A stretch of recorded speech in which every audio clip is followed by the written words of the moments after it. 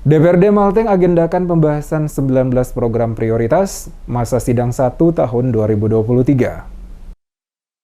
Dewan Perwakilan Rakyat Daerah Kabupaten Maluku Tengah telah menetapkan 19 program yang akan dibahas selama masa sidang pertama tahun sidang 2023. Wakil Ketua DPRD Maluku Tengah, Herikal Haurisa, menjelaskan seluruh anggota Badan Musyawarah atau BANMUS DPRD telah bersepakat menyelesaikan pembahasan 19 program untuk mendukung kerja pemerintah daerah selaku eksekutif. Menurutnya, 19 program yang disepakati seluruhnya menjadi prioritas dan olehnya itu dia berharap seluruh anggota BANMUS dengan kondisi prima dapat menyelesaikan pembahasan agenda dimaksud, sehingga melahirkan keputusan terbaik yang dapat ditindaklanjuti oleh eksekutif demi dan kepentingan masyarakat Maluku Tengah. Diakui persoalan kemiskinan yang angkanya masih cukup tinggi menjadi PR bersama. Diharapkan program perbaikan perekonomian masyarakat mendapat pembobotan yang tepat sehingga bisa menurunkan angka kemiskinan di daerah julukan Pamahan Nusa itu. Menurut Haurisa, perbaikan ekonomi masyarakat merupakan instrumen perencanaan program pembentukan peraturan daerah yang dilakukan secara terencana, terpadu, dan sistematis, disusun berdasarkan skala prioritas dan ditetapkan sebelum rancangan peraturan daerah tentang APBD disahkan.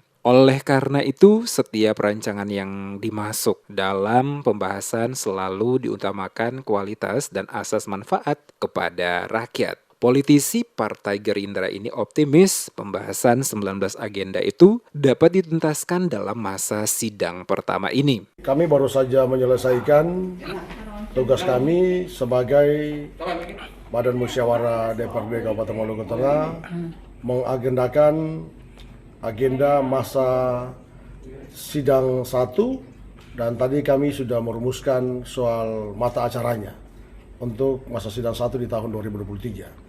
Kami berharap teman-teman DPR bisa menyiapkan mereka punya energi secara baik dan mereka bisa bekerja secara prima, membantu pemerintah daerah dalam melaksanakan tugas-tugas pemerintahan.